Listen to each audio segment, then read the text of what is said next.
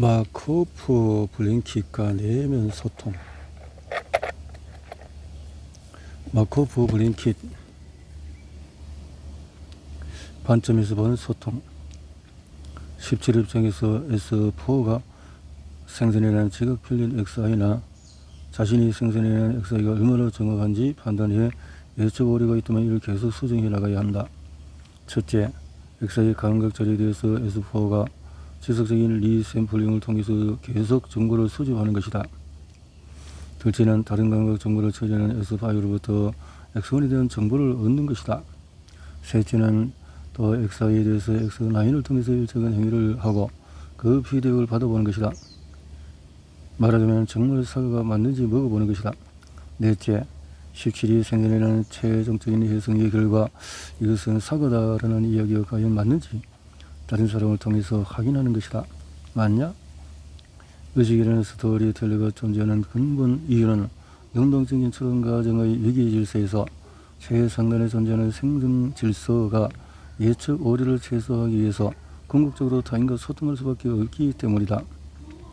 이 네 가지 방법 중에서 앞의 이 세 가지 방법에서 능동적인 추론 과정에 심각한 예측 오류가 발생하는 것이 환각이고, 네 번째 방법에서 그런 문제가 발생하는 것이 망상이다.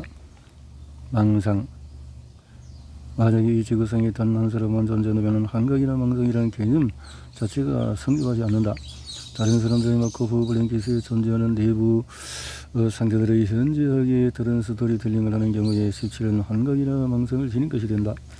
능동적인 추론 과정이 정상이냐 비정상이냐를 구분하는 기준은 어떤 외부적이고 객관적인 사실도 아니고 수학이나 논리도 아니다.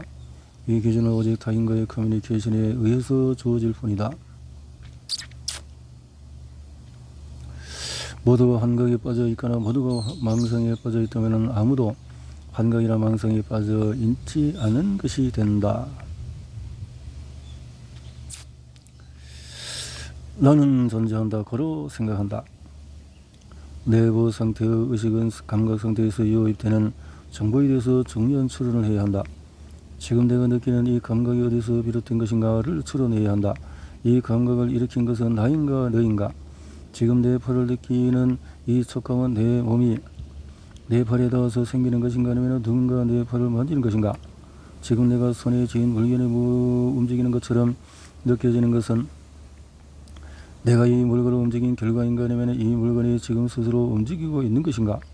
지금 내 발이 떠오르고 있는 것은 내 다리 움직임의 결과인가 아니면 내 발이 딛고 있는 바닥이 솟아오르는 것인가? 지금 내가 느끼는 감각의 근원이 나의 내부인가 아니면 외부인가 하는 것은 나의 움직임을 계획하고 또 그 결과를 예상하는 데 있어서 매우 중요한 문제다. 나를 다른 사람과 구분해서 인식하는 것은 자의식의 기본 요소다. 하지만 자기인식에 대한 정보가 뇌에서 어떻게 처리되는지에 관해서는 분명하게 밝혀진 바가 없다. 그럼에도 자유에너지 원칙은 자기 인지 과정에 대한 이론적인 틀을 만드는 데 큰 도움을 준다. 이 과정에서 움직임을 위해서 내부 감각과 외부 감각에 대한 구분이 필연적으로 발생하고 여러 층위로 이루어진 경계로서의 마코프 블링킷이 형성된다. 자의식은 실제 경험하는 것과는 다른 현실을 내 의도에 따라서 만들어낼 수 있다는 자기 확신의 결과물이다. 시간적 독재의 가장 근본적인 형태는 움직임에서 찾아볼 수 있다. 내가 손을 뻗으면 저 나무에 열린 사과를 잡을 수 있다는 추론이 자의식을 생성하는 기본 단위들이다. 지금까지의 논의를 종합해보면 인식의 주체로서의 자의식은 생물학적으로 존재하는 마코프 블링킷인 우리 몸의 감각, 작용과 행위, 작용의 결과로서 생성된 것이다. 내 몸이 먼저 존재하기에 나라는 자의식이 탄생하게 되는 것이다. 따라서 그리스도는 데카르트의 나는 생각한다 고로 존재한다라는 명제는 틀렸으며 나는 존재한다 고로 생각한다가 옳다고 주장한다. 몸과 내가 먼저 존재하는 것이고 마코프 블링킷이 먼저 우선 존재해야 내면적인 스토리텔링 곧 의식으로서의 내면 소통이 존재할 수 있기 때문이다. 우리의 자의식은 항상 외부에 대한 인식, 자각과 지각과 행위의 연속으로 이루어진다. 감각과 행위가 일어나는 바로 그 지점이 경험자다. 따라서 경험자의 본질은 마코브 블링킷의 감각 상태와 행위 상태라고 할 수 있다. 그리고 마코브 블링킷이 감싸고 있는 내부가 바로 의식으로서의 배경자가 있는 곳이고, 외부로부터 직접적인 영향을 받지 않으면서 감각 상태와 행위 상태를 바라볼 수 있는 자리다. 마코브 블링킷에 의해서 나와 타인간의 구분, 나와 환경간의 구분이 일어난다. 그 경계가 곧 나라는 자의식을 구축하는 토대가 된다. 이것이 바로 의식이 타인과 자신을 향해 동시에 열려 있다는 의미다. 고통과 분민 역시 바로 그 경계에 있다. 그 경계에 서서 외부만을 바라보는 것이 일상생활이다. 그래서 인생 고달프기 마련이다. 내면 소통 훈련에서 명상은 바로 그 경계를 알아차리고 그 경계가 둘러싸고 있는 내면을 동시에 바라보고자 하는 것이다. 내면을 향하는 순간 경계는 확장된다. 경계에서 경계를 바라보고 경계에 머무는 순간 내부에도 외부에도 어디에도 얽매이지 않는 자유로운 존재가 된다. 의식이 있는 곳에서 항상 자의식이 있는가? 당연한 것 같기도 하지만 그것을 증명하거나 입증하기는 쉽지가 않다. 하지만 우리는 인간의 모든 경험에는 그 경험의 주체인 경험자와 그것을 알아차리는 배경자가 동시에 존재한다는 것을 이미 살펴봤다. 의식적인 경험 뒤에는 기본적인 자의식이 배경으로 존재한다는 아이디어는 이미 여러 철학자나 뇌과학자들이 제기한 바 있다. 단 자비는 후설의 자아 개념에 대한 논의하면서 일상적인 경험자와 구분되는 보다 근본적인 전희고적인 자의식의 개념을 주장하는데, 이것은 배경자와 매우 유사한 개념이다. 의식이 있다는 것은 깨어있는 상태에 각성 상태에 있다는 것을 의미한다. 다른 하나는 토닉 각성인데, 이는 외부 자극에 의해서가 아니라 하향으로 내부에서 유발되는 각성 상태를 수분에서 수시간 동안 유지하는 의식 상태다. 배경자는 불이론에서 말하는 순서의식과 관련이 깊은데, 이는 결국 지속적인 토닉 각성 상태와의 베이지안적인 표현 혹은 예측 모형의 내용이라고 할 수 있다. 멜로퐁티의 몸 철학 역시 인간의 몸을 단순한 살과 피의 덩어리로만 보지 않는다. 분리론에 입각한 수행 전통이 분리론적인 알아차림인데, 그 핵심은 일상적인 경험의 기반이 되는 주관과 객관의 이분법을 넘어서는 것이다. 마코브 블링킷 관점에서 본 소매틱 운동. 몇 증거에 따르면 자아는 이 세상에 존재하는 실체가 아니다. 누구도 자아를 갖고 있지 않으며 자아였던 적도 없다. 자아는 내가 구성해낸 내적인 이미지일 뿐이다. 하지만 자의식은 자기 스스로가 이미지에 불과한 허상이라는 것을 경험할 수가 없다. 존재하는 것은 우리의 의식 경험에 떠오르는 허상으로서의 자식일 뿐이다. 매칭거의 주장처럼 우리는 경험하는 모든 것은 가상현실에서의 가상자아에 의한 것일지도 모른다. 내부 감각은 마코브 블링킷의 일부인 내 몸으로부터 전해지는 감각 정보다. 시각, 청각, 촉각 등이 외부 환경에 대한 정보라면 내부 감각은 내 몸의 상태에 대한 정보다. 소매틱 운동은 외부 환경이 제공하는 감각보다도 내 몸이 보내는 고유 감각에 집중하는 운동이다. 태극권의 투로 동작은 이 길을 잘 조절하고 운전하는 음기의 방법을 모아놓은 것이다. 천천히 움직이며 내 몸이 나에게 주는 감각에 집중할 수밖에 없는 운동이라는 점에서 일반적인 물리적인 신체 운동과는 매우 다르다. 이에 대해서는 제9장에서 자세히 다룬다. 나의 상태와 움직임을 지각하고 반응하는 것은 곧 경계와 내면 간의 소통이다. 그것이 곧 수행이다. 가만히 앉거나 서 있는 상태를 유지하기 위해서도 경계와 내면이 끊임없이 소통해야 한다. 내면 소통. 제한된 공간에서 외부 자극의 변화 없이 혼자 특정한 움직임을 반복하며 내부 감각에 집중하는 것은 효과적인 내면 소통 훈련이다.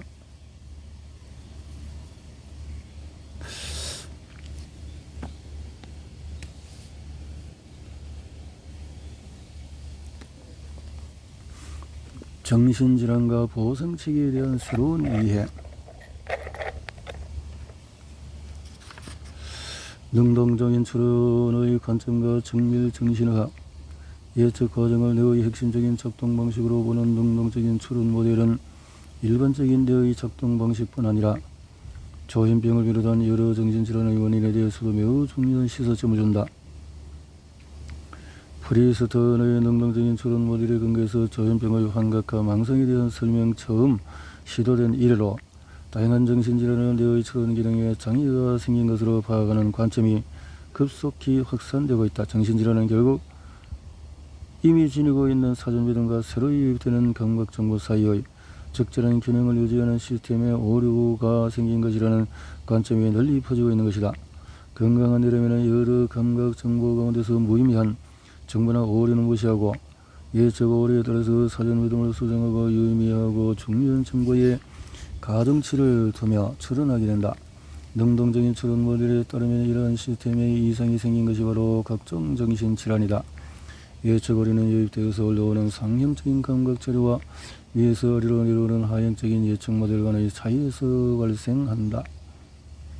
생리학적으로 보자면 내가 제대로 된 종류의 예측 오류를 선택하는 것은 주의에 대한 볼륨 조절과 관련된 시냅스의 볼륨 조절 기제에 의해서 매개되는 것이라고 할 수 있다.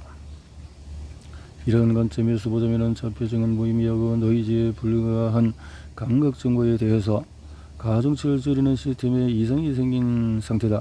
그 결과 자폐증 환자는 무의미하고 중요하지도 않은 감각 정보들에 대해서 볼륨 조절을 하지 못하기에 과도하게 민감하게 반응을 보이게 되는 것이다. 마찬가지 방식으로 감정과 관련된 예측 오류를 제대로 처리하지 못하는 상태는 우울증을 유발하거나 불안장애의 원인이 되기도 한다. 프리스턴의 능동적인 추론과 예측 모델은 뇌과학자뿐만 아니라 정신의학자들 사이에서도 점차 각광을 받고 있다. 프리스턴의 일정의 말장난을 해보고 싶은 충동을 느낀다며 정밀 의미를 살짝 비틀어서 사용한다. 정밀 의료의 원래 의미는 개인에 대한 다양한 정보를 바탕으로 정밀한 맞춤 진단과 처방을 내리는 것이다. 그런데 프리스턴이 말하는 정밀 정신의학은 내가 정보를 얼마나 정확하게 정밀하게 처리하는가의 문제를 정신질환의 핵심으로 보자는 것이다. 환자들은 개인별로 서로 다른 사전 믿음과 예측 패턴을 갖고 있다. 프리스턴은 이러한 예측 패턴을 환자 개인별로 알아낼 수 있어야, 다시 말해서 환자의 뇌가 어떤 잘못된 방식의 추론을 하는지 정확하게 측정하고 진단할 수 있어야 진정한 의미와 정밀 정신의학이 될 수 있다고 강조한다. 환각과 망상에 대한 새로운 이해. 원래 조현병을 전문적으로 다루는 정신과 의사답게 프리스턴은 조현병의 핵심을 능동적인 추론 과정의 문제라고 본다. 자유에너지 원칙의 관점에서 보자면 불안장애나 우울증 등 감정조절 장애는 물론이고 자폐증이나 조현병 같은 정신질환의 근본 원인도 능동적인 추론 과정에서의 결란이다. 이것이 조현병을 비롯해서 여러 정신질환의 뚜렷한 생물학적인 기전이 밝혀지지 않는 이유이다. 조현병의 증상에는 일반적으로 음성과 양성 두 종류가 있다. 음성은 일반에게 존재하나 환자에게는 없거나 현재에게 저하되는 증상으로 언어 장애, 무동기증, 무욕증, 무감정증 등이 있다. 환각은 실제로는 존재하지 않는 것을 보거나 듣는 것이다. 누구나 내게 자꾸 이야기하는 목소리가 들린다든지 귀에 도청자지가 있어서 우리가 들린다고 하는 것은 환청이고 다른 사람들 눈에 보이지 않는 무언가를 보는 것이 환시이다. 마코브 블링크의 모델에 따르자면 감각 상태에서의 능동적인 추론 과정에 이상이 생겨 예측 오류에 대한 수정이 잘 일어나지 않을 때 이러한 장애가 발생한다. 실제 하지 않은 것을 보거나 듣는 것은 조현병 환자에게 일어나는 일은 아니다. 건강한 일반인도 환각을 경험한다. 바로 꿈을 꾸고 있을 때이다. 일반인은 내가 뇌수면으로 전환할 때의 작동 방식은 조현병 환자의 뇌 작동 방식과 놀랄 만큼 유사하다. 우리가 꿈속에서 경험하는 온갖 일들이 비논리적이고 환상적인 이유는 깨어있을 때와는 달리 잠을 자는 동안에는 능동적인 추론의 오류를 제어할 수 있는 감각 정보가 뇌에 전달되지 않기 때문이다. 꿈을 꾸는 동안에는 다리를 감싸고 있는 이불의 감각이 마치 그 괴물이 다리를 잡고 있는 것처럼 느껴진다. 깨어있을 때는 다리를 통해서 계속 유입되는 이불의 감각에 의해서 괴물의 공격이라는 잘못된 예측 오류가 적극적으로 수정이 될 것이다. 하지만 자는 덩어리는 감각자리의 위협이 차단되어서 예측 오류가 수정되지 않기 때문에 네어처럼 시스템은 황당한 스토리텔링을 계속 이어나가게 되는 것이다. 눈을 감고 명상할 때도 마찬가지다. 깨어있는 동안에는 보통 눈을 통해서 새로운 시각 정보에서 유입되고 시험 삼아서 눈을 감은 상태에서 졸지 말고 집중해서 무엇인가를 바라보려고 해봐라. 눈을 감은 상태에서 대략 30분 정도 잠들지 않고 무언가를 보려고 하면은 감각 상태의 생성모들이 활발하게 작동한다. 눈을 뜬 채 한 곳만 계속 바라보아도 대상이 점차 왜곡되어 보이기 시작한다. 머리바닥이나 창들을 계속 바라보면 그것들이 움직이는 것처럼 보이기도 하고 여러 가지 무늬가 평면이 아니라 입체로 보이기도 한다. 이때 눈동자를 움직이지 않는 것이 중요하다. 눈동자를 움직이면 새로운 종류의 시각 정보가 유입되어서 즉각적으로 예측 오류가 수정되기 때문이다. 이리저리 눈동자를 굴리지 말고 그저 한 곳만 집중해서 보면은 보이는 것이 달라지는 시각 경험을 하게 될 것이다. 전통적인 명상 수행할 때도 눈앞에 무언가 보이는 때가 있는데 이를 리미타라고 해서 수행이 한 단계 높은 경지에 올라갔다는 지표로 여기기도 한다. 리미타에 대해서는 뒤에서 수행에 대해서 다른 부분에서 좀 더 자세히 설명하기로 하고 여기서는 우선 눈앞에 보이는 뭔가 현상이 명상 수행의 효과와는 별 관계가 없다는 점만 밝혀둔다. 확률적인 처리에 따라서 생성 모델의 결과라는 점에서 보자면 환각이나 리미타뿐만 아니라 상승과 꿈, 나아가서 일반적인 지각도 모두 그 본질은 같다. 환각이 없는 것을 보거나 듣는 것이라면 망상하는 것을 믿는 것이다. 저임종 환자가 아닌 일반인도 환각뿐 아니라 망상도 경험할 수가 있다. 다시 말해서 황당한 믿음을 지녔다고 해서 고저임종 환자는 아니다. 첫째는 이런 믿음이 이들을 불행하게 하거나 힘들게 하지 않는다는 것이다. 둘째는 이런 믿음이 사회생활을 막는 것이 아니라 오히려 이러한 믿음을 가진 사람들끼리 서로 진지하고 응원함으로써 더 활발한 인간관계를 만들어낸다는 것이다.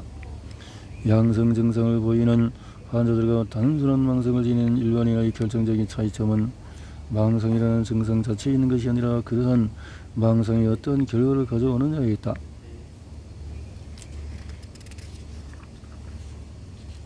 타인들의 내부 상태가 만들어내는 평균적인 스토리텔링에 의해서 현저하게 벗어난 스토리텔링이 곧 망상이다. 그런데 어떤 스토리텔링이 망상이냐 아니냐를 결정짓는 기준은 그 스토리텔링의 호황됨이 아니라 타인과의 소통 가능성이다. 한 사람의 추론이 다른 사람의 추론에 얼마나 큰 영향을 미칠 수 있는지 보여주는 대표적인 사례는 두 사람이 같은 망상에 사로잡히는 현상, 즉 가망성 정신병이다. 이런 정신적으로 건강한 사람이 망상에 사로잡힌 환자의 망상을 자신의 것으로 받아들이고 공유하게 되는 현상이다. 보통 정신질환자와 가깝고 친밀하게 지내는 사람에게서 이러한 증상이 나타난다. 사실 그들은 비현실적인 믿음이나 부적절한 근거를 바탕으로 한 확고한 믿음을 망상이라고 정의한다면 우리는 누구도 정도의 차이는 있을지언정 망상을 지니고 있다. 인류가 수천 년간 진실이라고 여겨온 해가 동쪽에서 떠나서 서쪽으로 진다라는 믿음은 과연 망상인가 아닌가? 1년 오랫동안 긴장하거나 두려움을 느끼면 심장이 두근거리는 경험을 통해서 마음이 심장에 있다고 믿었다. 이러한 믿음은 망상인가 아닌가? 영혼이 있다는 믿음이 또 내세가 있다는 믿음은 또 어떠한가? 성공이나 사주나 공업을 믿는 것은 등등. 지구가 평평하다는 간절 결과에 따른 믿음은 어떠한가? 땅에 두 발을 딛고 서서 사방천지를 들어봐도 지구가 둥근경이라는 경험할 수가 없다. 그도 신넓게 펼쳐진 들판에 서면 지구는 한없이 평평해 보인다. 사실 그들은 모든 믿음을 망상이라고 한다면 인류 전체가 수천 년간 망상에 빠져 있었다라고 해야 한다. 사실 눈에 보이는 것은 과학적인 사실과 부합하는 일은 매우 드물다. 지구는 평평해 보이지만 사실 구형이며 태양이 움직이는 것 같지만 사실 지구가 움직이는 것과 시고 모친과 부친은 공평하게 반드시 유전자 정보를 물려받은 것 같지만 사실은 모친으로부터 훨씬 더 많은 유전자를 물려받으며 내 몸은 고정된 실체가지만 사실 지금 이 순간 숨 한 번 쉴 때마다 많은 세포가 죽고 다시 태어나기를 반복하면서 강물처럼 흘러가는 유동적인 존재이고 인간의 감각기관은 우주의 비밀한 실체를 아는 데는 매우 비효율적이다. 역사상 존재해왔고 지금도 여전히 존재하는 온갖 정치적인 이데올로기나 종교적인 신념은 망상과 다른가? 다르지 않다. 인간에게 망상과 환각을 객관적으로 구분할 기준이 방법이 있는가? 전혀 없다. 정치나 종교적인 신념은 어떠한가? 인류 역사를 돌이켜보면 과학적인 진리에 대해서 믿음은 정치적인 신념이나 종교적인 신앙과 직결되었고 지금도 여전히 그렇다. 망상은 항상 진리라는 이름으로 우리 앞에 등장한다. 따라서 우리는 각자의 확고한 신념을 돌이켜보고 나아가 뭔가를 진리라고 확실하게 주장하는 사람들을 경계할 필요가 있다. 움베르토 에코의 소설 말미에서 윌리엄 수도사는 제자 소도에게 이런 당부를 남긴다. 진리를 위해 죽을 준비가 되어 있는 자들을 두려워하라. 그들은 다른 많은 사람들을 저와 함께 죽게 하거나 혹은 저보다 먼저 때로는 저 대신에 죽게 하게 마련이라. 인류를 사랑하는 자에게 주어진 임무는 사람들로 하여금 진리를 비웃게 하고 진리로 하여금 웃게 하는 일인 듯하다. 왜냐하면 진리에 대한 미친 듯한 집착으로부터 우리를 자유롭게 하는 것, 오직 이것이 진정한 진리에 이르는 길이기 때문이다.